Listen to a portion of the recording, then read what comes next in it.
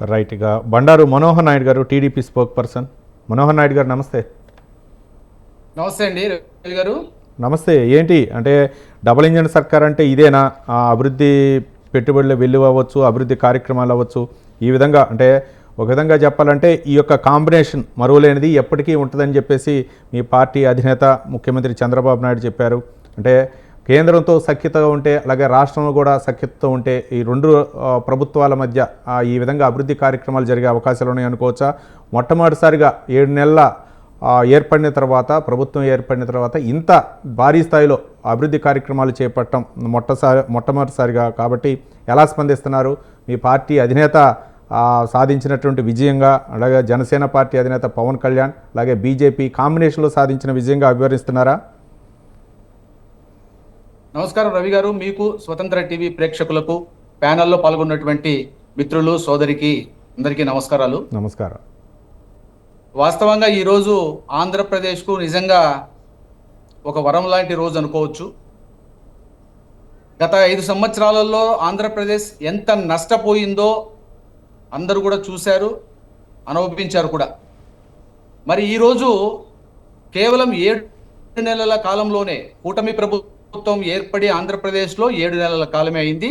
ఈ 7 నెలల కాలంలోనే ఒకవైపు ప్రజా సంక్షేమ పథకాలను ఒకటొకటిగా నెరవేరుస్తూ, అదేవిధంగా అభివృద్ధి కార్యక్రమాల్లో భాగంగా కూడా అమరావతిని రాజధానిని అక్కడ నిర్మాణ కార్యక్రమాలు జరిపించడం, పోలవరాన్ని నిర్మాణ కార్యక్రమాలు జరిపించడం, అలాగే ఈరోజు చూస్తే ఉత్తరాంధ్రలో ప్రధానమంత్రి గారి ద్వారా 2,08,000 కోట్ల రూపాయల ప్రాజెక్టులకు శంకుస్థాపనలు చేయించడం, అలాగే కొన్ని పూర్తయిన వాటిని వర్చువల్గా ఓపెన్ చేయించడం.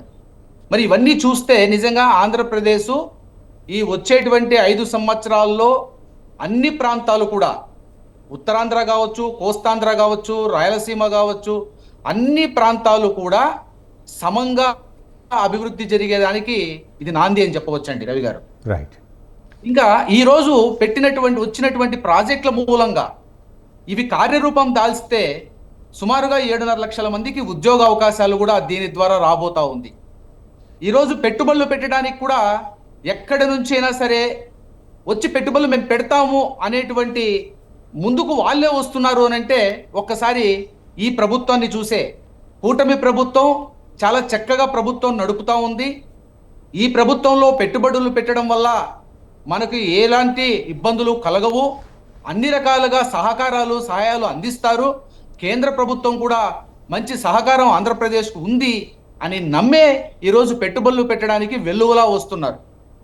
మరి ఈరోజు మేము చెప్పినట్లుగా 20 లక్షల మందికి ఉద్యోగాలు ఇస్తామన్నది ఈ పెట్టుబడుల ద్వారాను, వీటి ద్వారా వచ్చేటువంటి ఇండస్ట్రీస్ ద్వారా కావచ్చు, ఇతరత్ర రూపంలో కావచ్చు, ఉద్యోగాలు 20 లక్షల మందికి ప్రతి సంవత్సరం 5 లక్షల చొప్పున 4 లక్షల చొప్పున ఉద్యోగాలు ఇస్తామని చెప్పాం.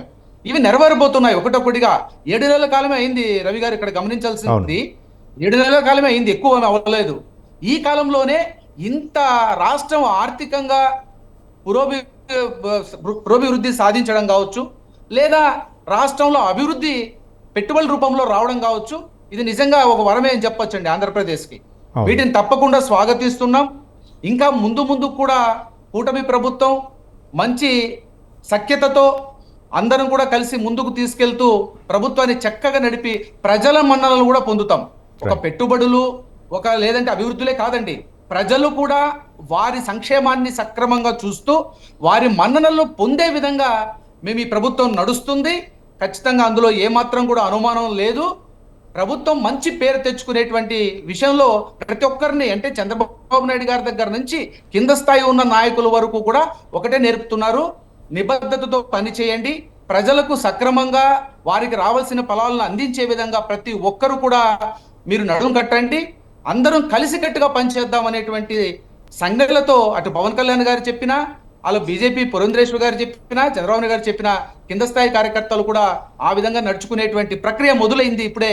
ఇక తప్పనిసరిగా రాబోయేటువంటి 4 సంవత్సరాలు ఇది ఆరంభం మాత్రమే అంటారు. ఇది ఆరంభం మాత్రమే అంటారు మనోహర్ నాయుడు గారు, ఇది ఆరంభం మాత్రమే అంటారు. ఆరంభం ఇది, ఇదేనండి ఆరంభం. ఈ దీంతో ఆరంభం అయితే 5 సంవత్సరాల కాలంలో నిజంగా స్వర్ణాంధ్రప్రదేశ్ ఆంధ్రప్రదేశ్ మారబోతా ఉంది.